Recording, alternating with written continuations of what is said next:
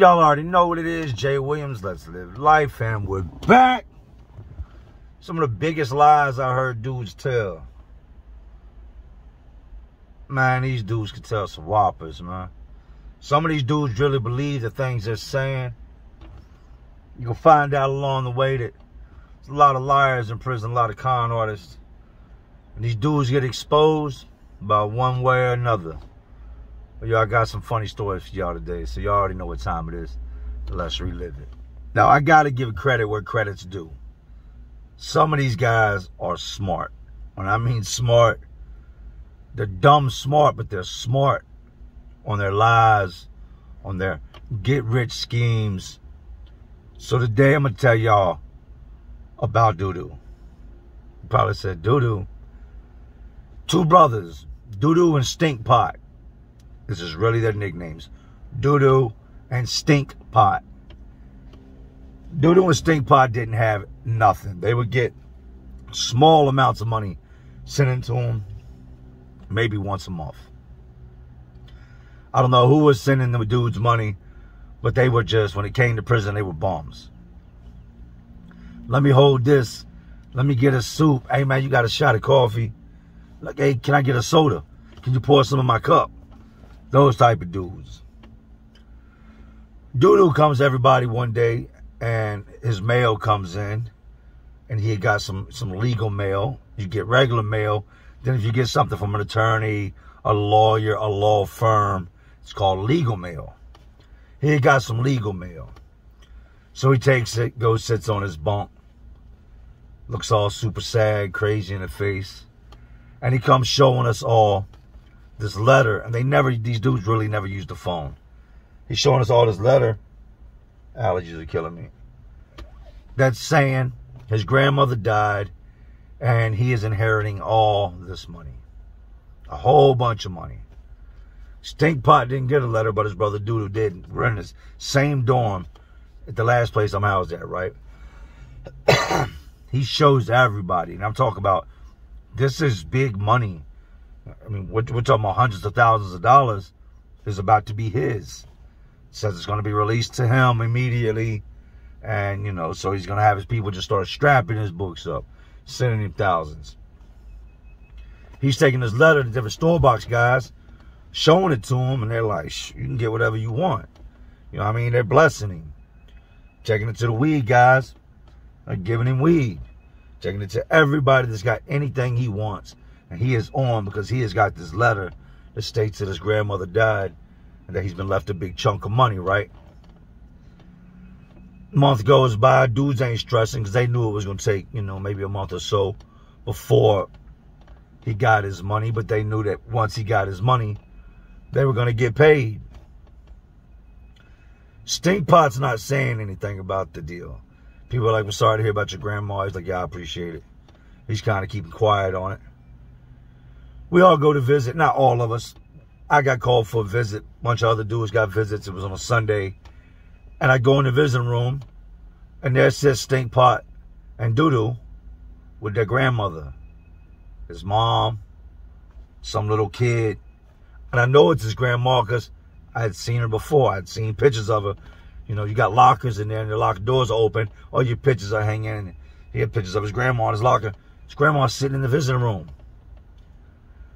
Doo-Doo done got up with some girl. Had her print up a letterhead to make it look like it came from a law firm. And type up this letter. Sign it. And mail it in. She put the law firm as the sender in the top left corner. So it looked legit. He never had any money coming. His grandma never died. When his grandma shows up, he should have turned the visit down. That's what I'd have done. But now we've all seen that, oh, he's running game.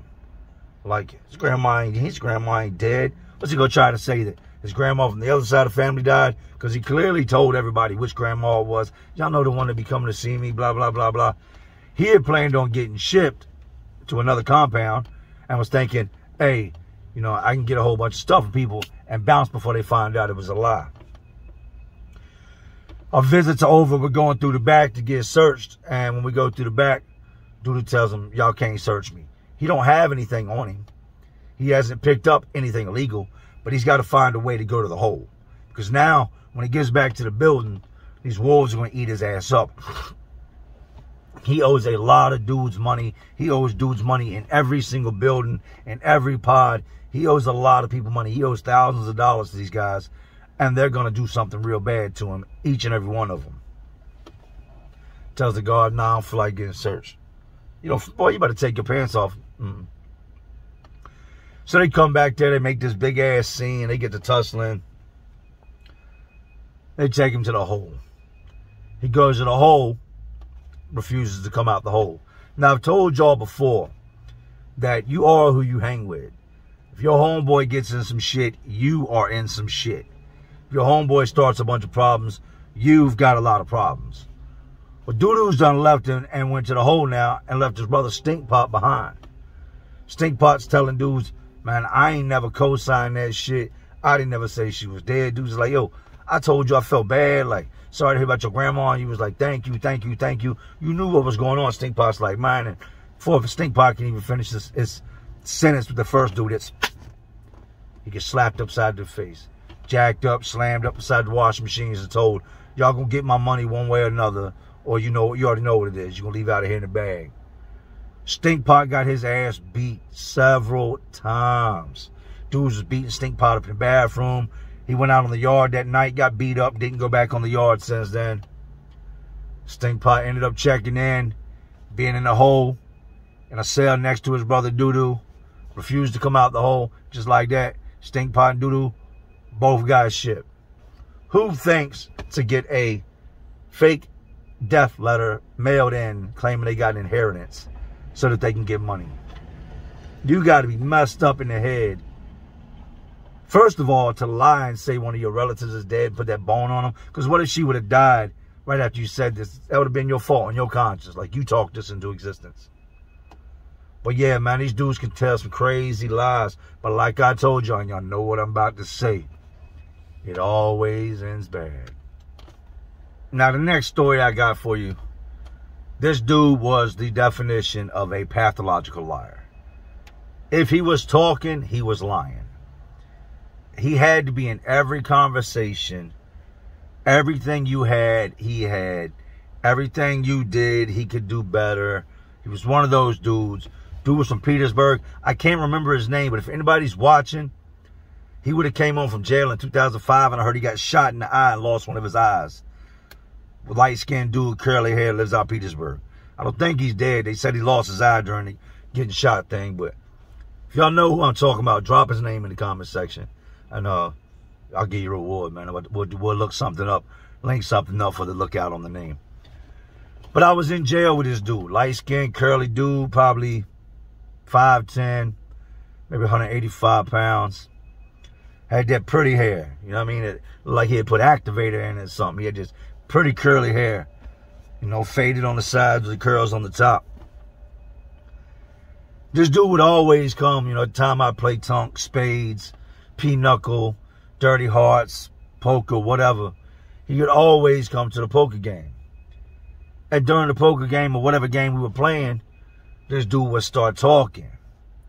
Let me tell y'all the first lie that I know for a fact was a lie. So we get into, you know, the type of cars we had out there, what we was riding in. And I'm like, shit, when I got knocked off, I was in the Expedition on 23s. And at the time, the Lexani 23s in 0405 was a big deal. That was the biggest rim out. You know what I mean? 23-inch Lexanis, 2-inch Pirelli Scorpion tires on it, money green Expedition, chrome roll bars, brush guard, steps. Like, truck was hot. So I'm telling about them dudes like, yeah. Well, I had a Nissan Sentra on 24s. First of all, the 24s hadn't even dropped yet. 23s was as big as they had gone. So he just upsized an inch to outdo the 23s that were real, to outdo the truck that we had that was real, to only tell me that he put 24s on a Nissan Sentra. I said, yo, what year was the Nissan Sentra? He's like, that's like an early 90s, mid-90s. To put 24s on a Nissan Sentra, you would have to jack it up like a monster truck. You would have to cut the wheel wells and the doors and the fenders so much there wouldn't be much left. I said, bro, you wailing your ass off, man. You ain't have no 24s on no Nissan Sentra. Yeah, I did. Yeah, I did. I'm like, nah, you didn't, man. Stop, man. Why you always got to lie to kick it? We get to arguing. Whatever. You ain't got to believe me. I know what I had. This dude was making Petersburg look bad.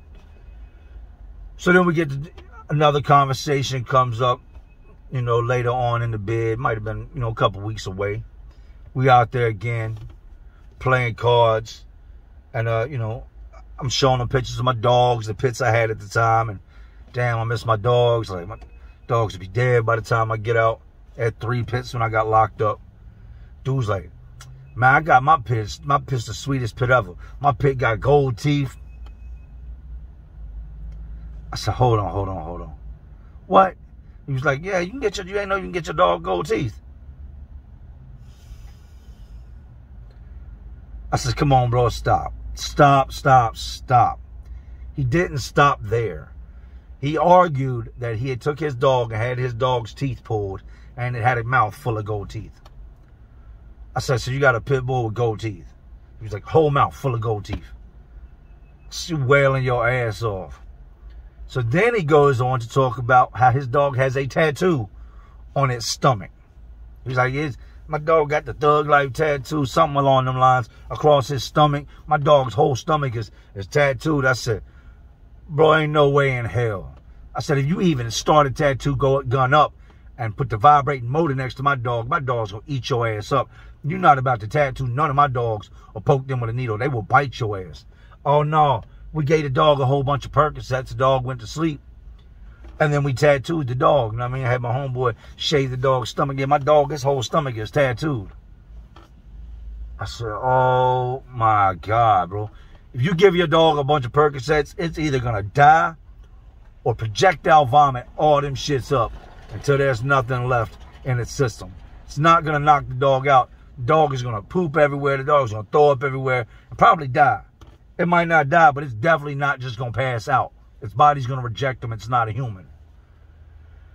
This dude would tell so many lies. He told me, man, got this girl I used to mess with on the street. She coming to see me this weekend. Y'all, man, y'all don't be seeing nothing like this in the visiting room. So we already know, like, there's something to it. If she is bad, it's his sister or his cousin or somebody else's girl. Like, ain't no way, no, you know what I mean? No bad chick is messing with this dude. We go over to the visitation, and in the jail, the visitation had the glass in front of you, so you don't ever get contact with your people. You know, you pick the phone up, they sit on one side of the glass, you sit on the other. There's chairs down both sides, on their side and our side. Everybody's on the phone, It's kind of loud because there's so many people, and we're talking. And I see this girl walk in. Hey, no offense to none of y'all big ladies. Ain't nothing wrong with being big. I'm just going along the lines of how much he lied. We was asking, what she look like? He was like, I don't know, she probably 150, 145, slim figure, big butt, big titties, you know what I mean? Like, she's like that, man. Y'all gonna see how your boy's getting down out there. We're all sitting there, and he's standing behind us because his visitor ain't came in yet. And in walks Respucia. This girl's got on all white. She looks like the Michelin Man. She looks like the Stay Puft Marshmallow from Ghostbusters. She looks like a human-sized cotton ball with hands and feet sticking off of it. Maybe she thought wearing all that white would make her look smaller than what she was. But this was a big, big woman. This was Super Chevy, 3500, diesel engine, big block, tow truck, Freightliner type woman. Type she got to walk through the door and let everybody else go through because two can't pass through at once with her. Turned sideways, come to the door, sat down. And the first thing she did was look at the little plastic chair because she knew it was not going to hold her big ass, right? He stood there talking on the phone. She stood there, picked up the phone. Fingers looked like entire hot dogs. And she just talking on the phone. We're just looking at this dude like. We get back to the pod and he's talking about, no, that was her big sister. My girl ain't even come. I said, bro, you said your girl would be here this weekend. She was going to rock an all-white outfit for you. She just got her nails done. No. That ain't my girl. Couldn't make it, man. Her sister came. Man, these dudes can tell some lies. You got to watch what them boys say now. Everybody ain't valid. Some of these dudes are real creative. Now, I met a lot of Petersburg dudes that could tell some good stories, man. But that's all they were stories. So I'm going to give y'all one more before I jump out. I apologize for the upload time on yesterday's video. That was not on me. That was on YouTube. I've never had a video take 10 hours to upload. Even when it was connected to my Wi-Fi, it wasn't uploading. It was crazy. It had me in my feelings. I was irritated because I love pushing out this content to y'all. I love sharing my past with y'all, my stories with y'all, my history. It's my passion. I love it. And for y'all not to get the video till late, it really irritated me. So I'm going to try to get this one up earlier, get back to where the Wi-Fi is, and so it'll post in time. YouTube, that's what y'all get for what y'all did yesterday. Now, I had another dude that I was actually in prison with, and he's still in prison, so I'm not going to put his name out there because he's probably still doing the same thing right now, right? This dude, to say the least, I'm not homophobic, no, nothing like that. You know how you can look at a woman and be like, that's an attractive woman, or you can look at a man and be like, damn, that is an ugly-ass dude. Dude looked like, this dude was locked up, he looked like one of them dudes that you could, like, take and put in, like, a prison model magazine. You know what I mean? Dude was not an ugly dude at all. Like, you would look at him and be like, damn, bro, you missed your calling in life. You should be on, like, a runway or something. Remember the light-skinned guy a couple years back that had the face tattoos, was a gang member? They got his mug shot and he went all famous. This dude was, like, on that level of, you know what I mean, how he looked.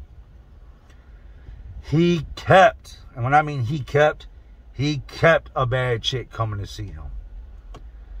And I did several years with this guy, about 6 years total. We were around each other. And he always had, I mean, just dime pieces.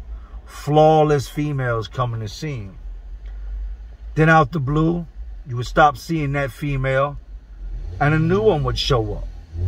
Sometimes he might go to the visitation room and in 1 month see 3-4 different females.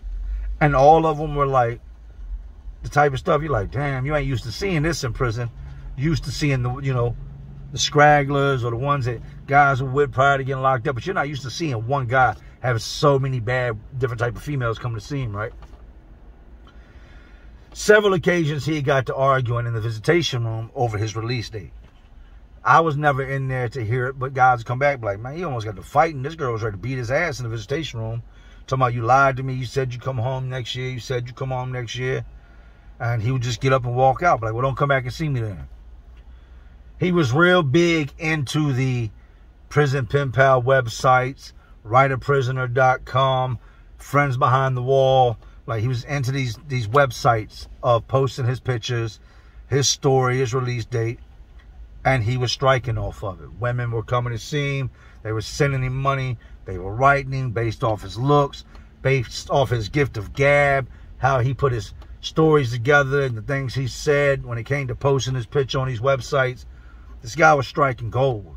Like, these women were sending him money as fast as it could come in. He was getting mail every day. He stayed on the phone. And he had a whole entire stable of females he talked to. Come to find out, this guy had a life sentence. He was lying to these girls and would tell them, I get out next year, but I got a little other case going on that might hold me a little longer. Next year would roll around, the girl would be like, baby, you about to come home. Man, they hit me with that other case, and they gave me another year. So then the girls get curious, start searching into him, find out he's a lifer.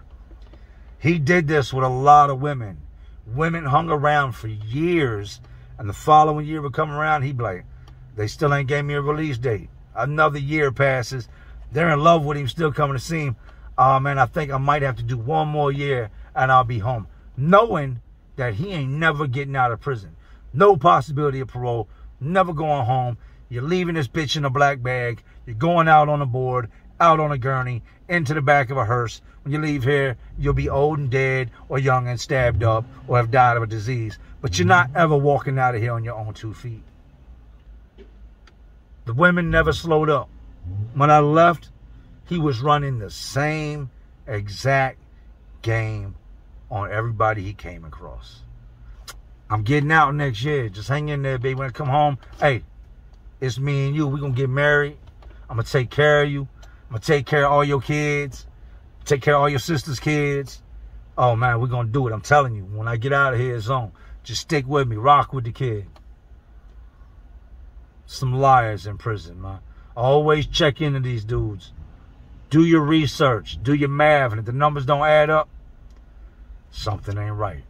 So, yeah, that was some of the biggest lies I heard. Some of the biggest storytellers I ran across while locked up.